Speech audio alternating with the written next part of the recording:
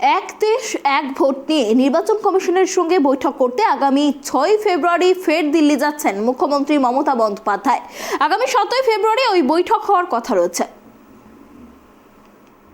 লোকসভা ভোটের সঙ্গে দেশের সব রাজ্যে বিধানসভা নির্বাচন করা যায় কিনা তা নিয়ে দেশের রাজনৈতিক দলগুলির মতামত জানতে চেয়েছিল জাতীয় নির্বাচন কমিশন। এক দেশ এক ভোট নিয়ে ইতিমধ্যেই নিজের আপত্তি স্পষ্ট করে জানিয়ে দিয়েছেন মুখ্যমন্ত্রী মমতা বন্দ্যোপাধ্যায়। এক দেশ এক ভোট সংক্রান্ত বিষয়টি খতিয়ে দেখতে গঠিত উচ্চ পর্যায়ের কমিটির সচিব নিতেন চন্দ্রকে একটি চিঠিও দিয়েছেন তিনি। তৃণমূল সুপ্রিমো হিসেবে নিজের 6 দফা আপত্তির কথা জানিয়ে দিয়েছেন মুখ্যমন্ত্রী মমতা বন্দ্যোপাধ্যায়। এবার দিল্লি গিয়ে এই বিষয়ে তিনি বৈঠকও করবেন বলে জানা যাচ্ছে। আগামী 5 ফেব্রুয়ারি থেকে শুরু রাজ্যের বিধানসভার খবর। সোমবার বিধানসভা অধিবেশনে যোগ দেবেন মমতা বন্দ্যোপাধ্যায়।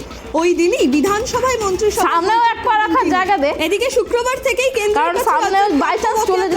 রেড রোডে ধর্নায় বসছেন মুখ্যমন্ত্রী মমতা। নিজেই জানিয়ে দিয়েছেন 48 ঘন্টা ধর্না মঞ্চে থাকবেন তিনি।